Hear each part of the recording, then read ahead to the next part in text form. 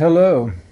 I'm going to talk a little bit about conceptual elaboration and what it is.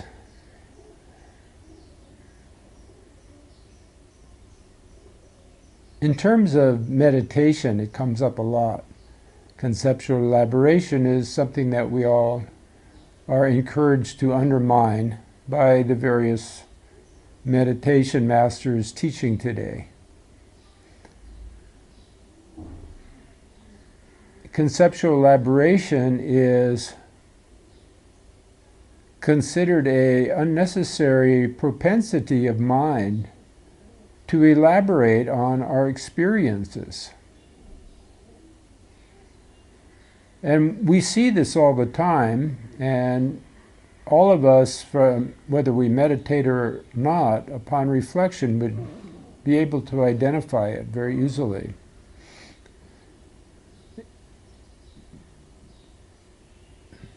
If we go to the beach and watch a sunset, we might find ourselves saying, wow, it's so beautiful. Those colors, those blues, merging into pink, merging into bright orange, merging into red. The sun dissolving into the sea. The mirror-like reflection of the ocean surface. It's just astoundingly beautiful. Well, do we really need this commentary? I mean, we know all of that. Otherwise, we wouldn't be able to say it. And yet we do say it. We see a flower as we walk up the stairs to go to work, and we say, wow, what a beautiful flower. I wonder what kind it is. I'd sure like to plant it. Maybe I should go to the nursery after work and get that flower for my porch.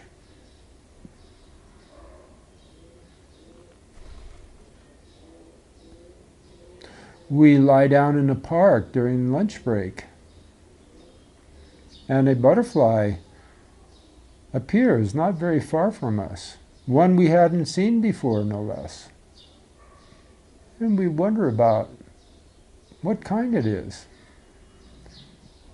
We don't feel quite comfortable unless we have a name for it, something we can handle it with.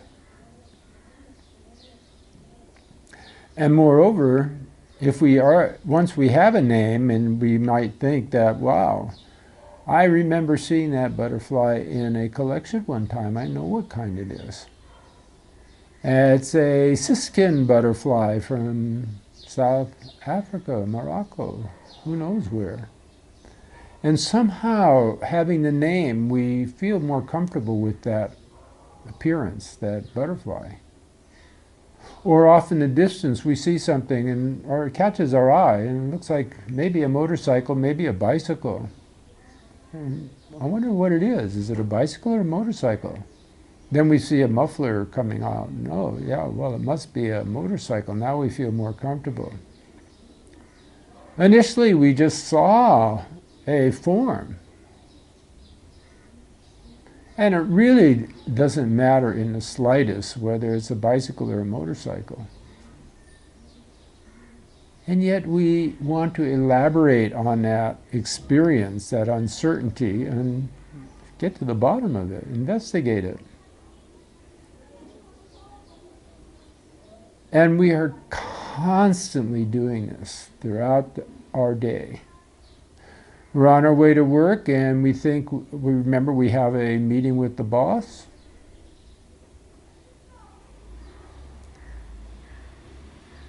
And then we start thinking, well, boss is handsome, or the boss is beautiful. The boss got quite a temper. I don't like being around that boss so much. Or I like being around that boss so much.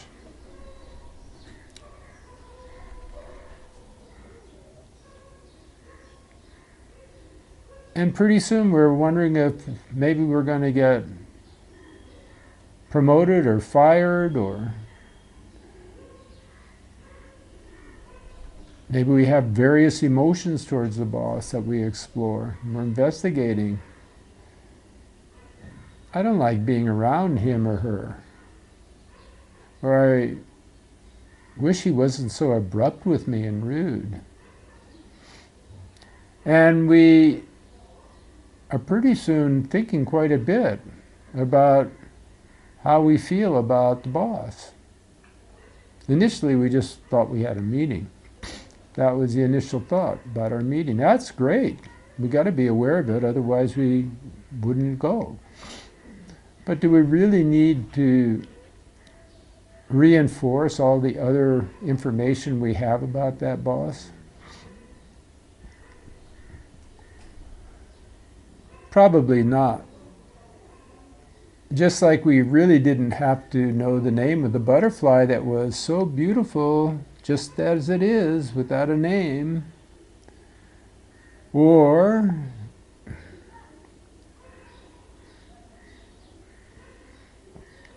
take, for example, that we're in a eating a lunch at a health bar, and the sandwich we're having is really very tasty, and we know it's good for us.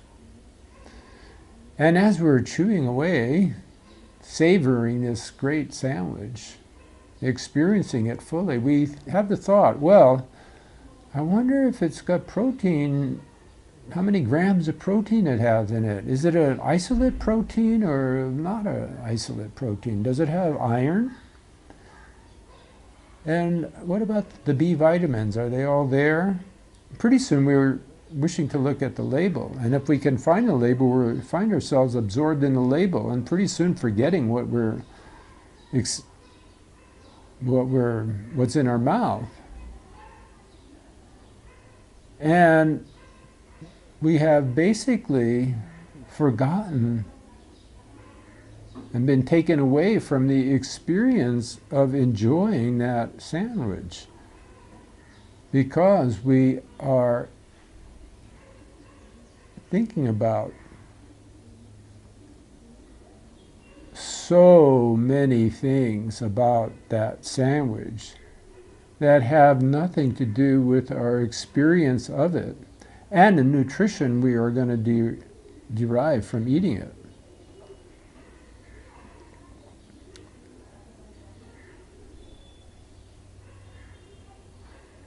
We can't help ourselves. We are defenseless. We are constantly being raped by language, words, phrases, and the propensity to think about things.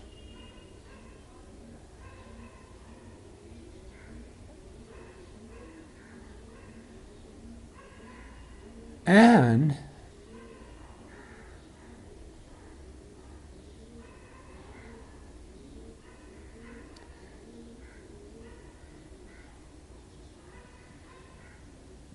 this goes on constantly. We are constantly being seduced by our own mind's vulnerability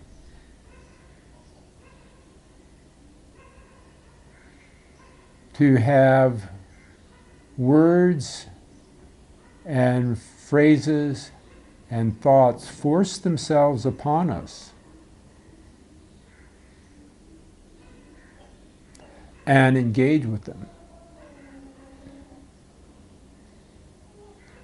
We are basically helpless.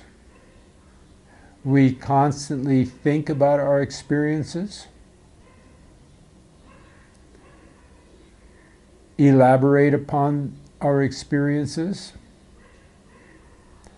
and absorb ourselves in discourse about what we see, what we feel, what we smell, what we hear, what we taste, and what we think about, our emotions.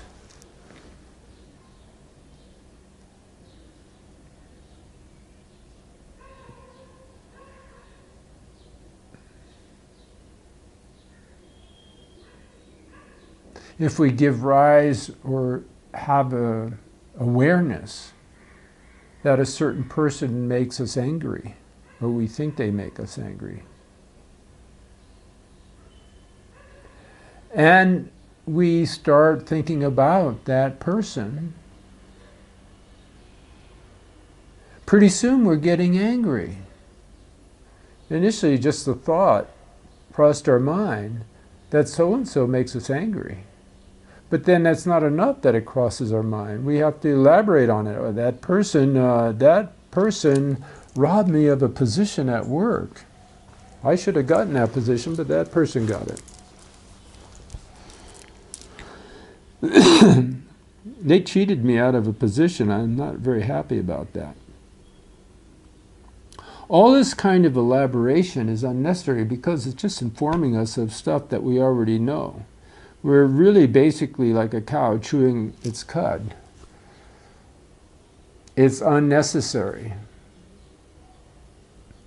Now, obviously not all conceptual elaboration is unnecessary. As we mentioned earlier, there's good kinds of conceptual elaboration. The world turns because of conceptual elaboration.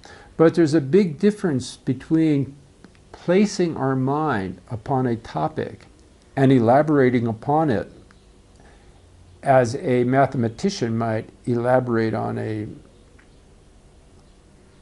equation to get to the bottom and investigate step by step what the outcome is, what the result of the equation is, how to get there,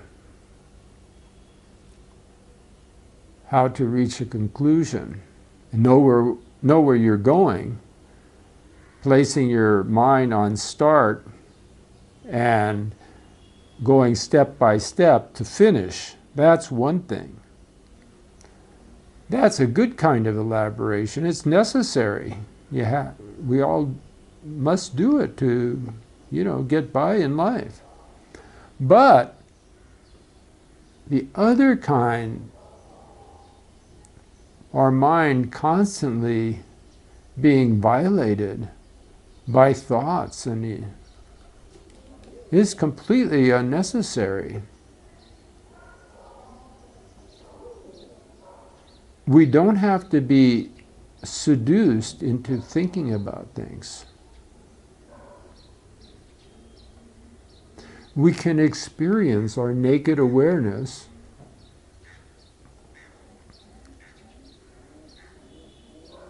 our own natural mind, unclothed by thoughts, concepts,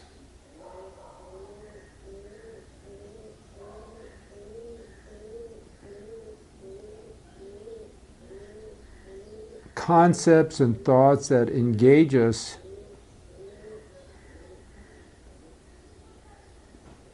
needlessly. And how do we do this?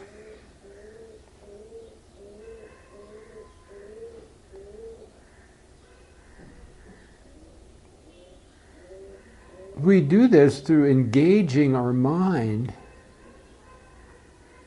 in the mind itself.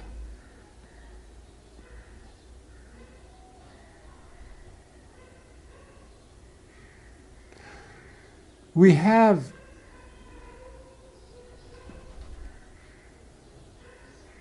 a framework that we generally are familiar with, that we work within. A canvas.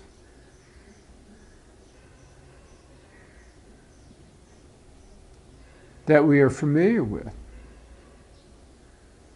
that we identify with as who we are.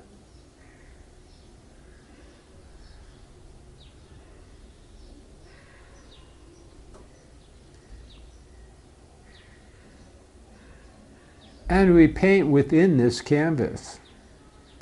I'm a seamstress. I am a fireman. I am a doctor. My name is Richard Josephson. I lived in the Himalayas. I surfed in Hawaii. I was a monk for 10 years.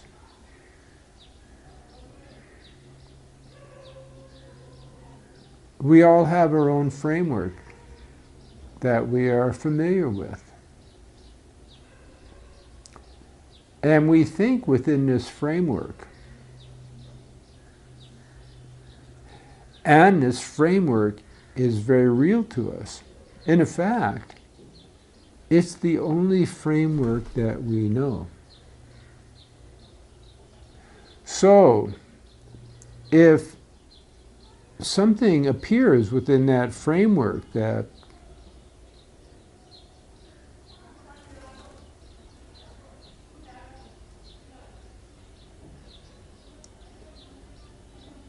we like or we dislike, we accept or reject, it takes up our thought. We think about it.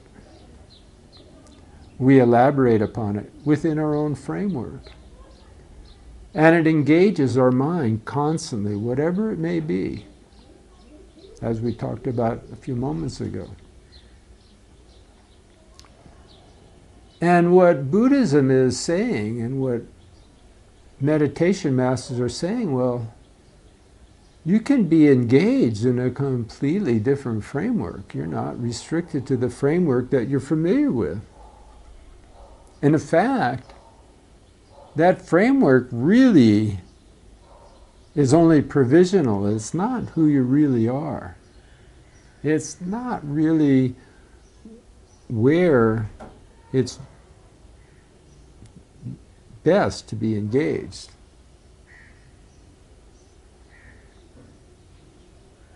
And so what other framework is there? Well,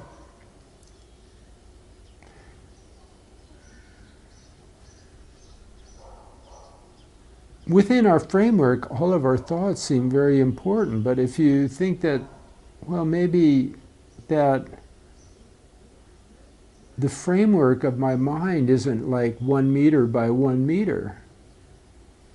In fact, maybe it's 1,000,000 miles by 1,000,000 miles.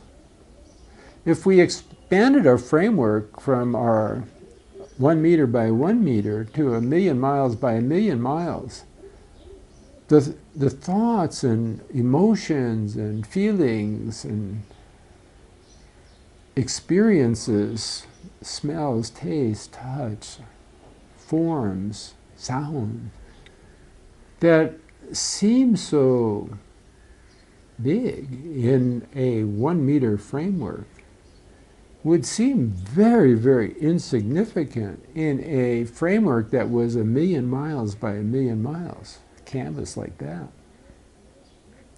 And then if you expanded that 1,000,000 miles by 1,000,000 miles to the limitless reaches of space and beyond,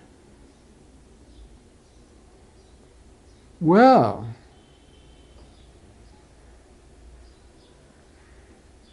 whatever you experienced previously would be completely lost.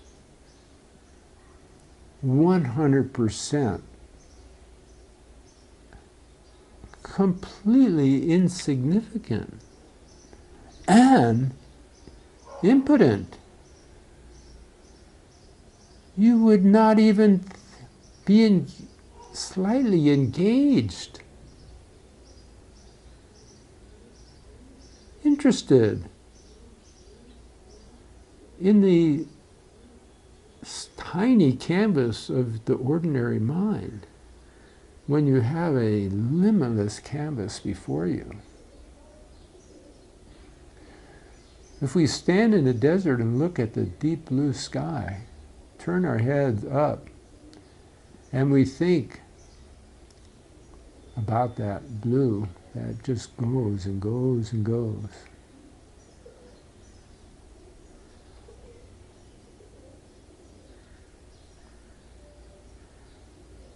That's how we make our mind. That's who we really are. That's where we should be engaged, in the vastness.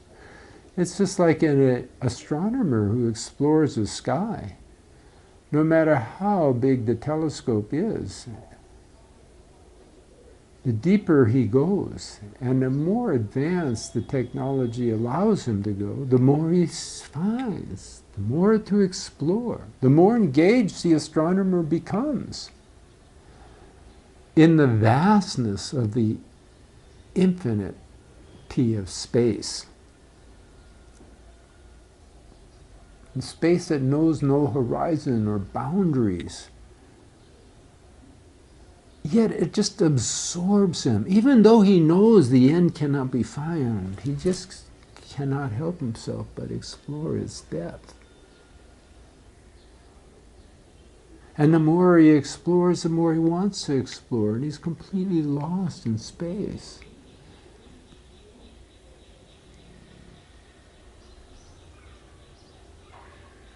The universe is totally engaging.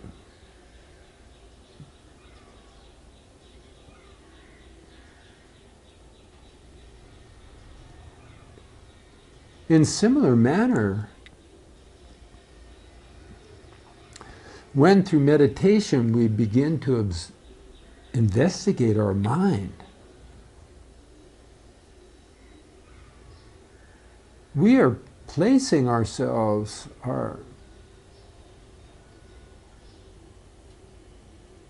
in a completely different paradigm than we're familiar with.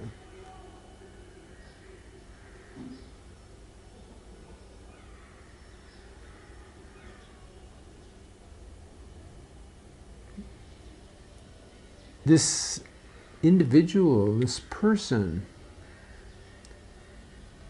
who we associate ourselves with,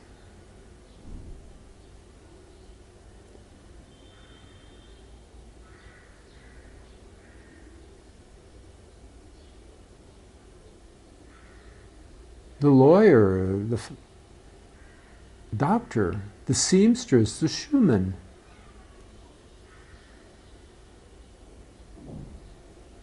the beautician, the model, the businessman,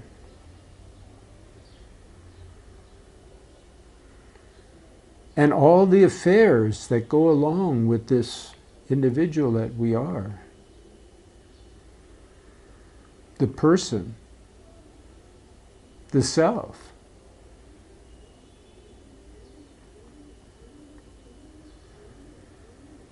Is a small aspect